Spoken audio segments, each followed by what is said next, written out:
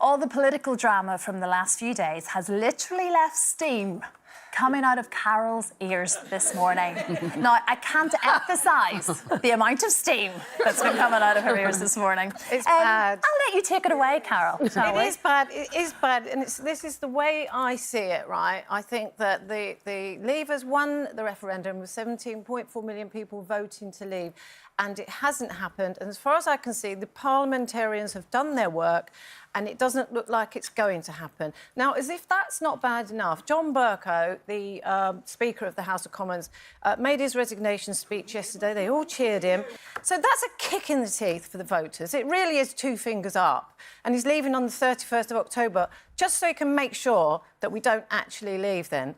And then after that, we get the honours list this morning from Theresa May, who's not only honoured the guy who engineered her election campaign and lost her majority for her, she has honoured Ollie Robbins, the guy who went to Brussels and negotiated the worst deal in history, which actually means we don't go anywhere. We still pay them the money, we still have to abide by all the rules, but we have less power than we actually have, which is basically none. We can't vote on anything. And I just think that is a double two fingers up to the voters.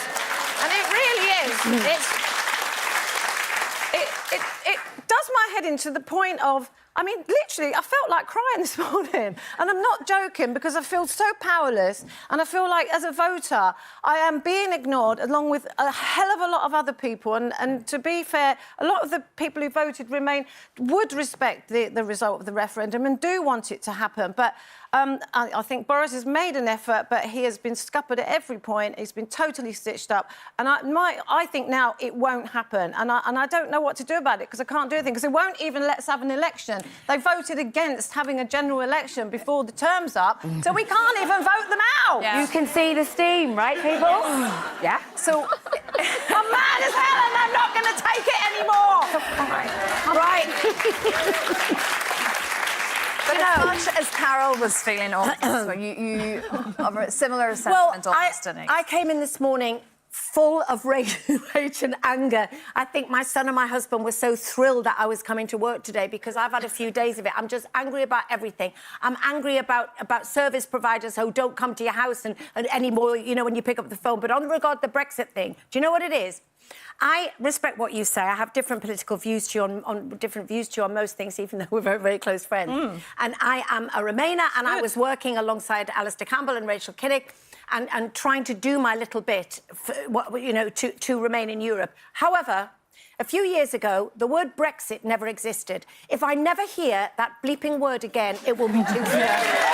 I am absolutely so angry and sick that is all we do about it. Nothing happens. It's a waste of money. It's a waste of time. And do you know something? In order to preserve my mental health, which is fragile at the best of times, and therefore, you know, to sort of try and be a mum and do the best that I can, I have just decided that at 61 years old, I've always been not necessarily as political as Carol, but I've always been tried to be a social commentator and tried to be socially aware, and I get very affected by things. And I've got to actually take myself out of the equation these days and just think, do you know something? That is happening in that country. I cannot do anything about it. It's not that I don't care, but I can no longer care to the extent that I used to, because I can't do anything. I have literally no power, and I'm just going to look after myself and my own as much as I can. I will still try to be a commentator for mental health issues, but as regards Brexit, it's just, you know, if I hear backstop, Penelope pit stop, it's like, shut up! And if you're going to talk to us, talk in normal terms. I'd rather Carol be in government and explain to me quite concisely what she says. I sincerely would, because at least, even if I have differing views to Carol, I respect the sort of the layman's terms in which she talks. There's clarity about it. And I don't understand half of it, and I'm sick of it. And on that note, I'm out. That's the point. They don't want you to understand it. I know. It helps to be confusing. Yeah, exactly. Have you got Brexit fatigue? Yeah, no, I am fatigued of Brexit, but I voted Remain. I come from a political family and good friends outnumbered and MPs. again. And but you weren't for the vote, babe. So, but you That's true. Yeah. So, nobody cares about that. But the point is, I think I voted Remain because I wanted us to stay together. I always think you're stronger together and you form a united front. And thank you. And I also feel like, you know, we had such a difficult time as a country. We had a real economic downturn and it was a real difficult time for everybody. And we've just about recovered from that now. We're getting into this, you know, a place where we can feel a bit more comfortable, you know, where you can actually go out for a night and not worry about paying your bills as much as we used to.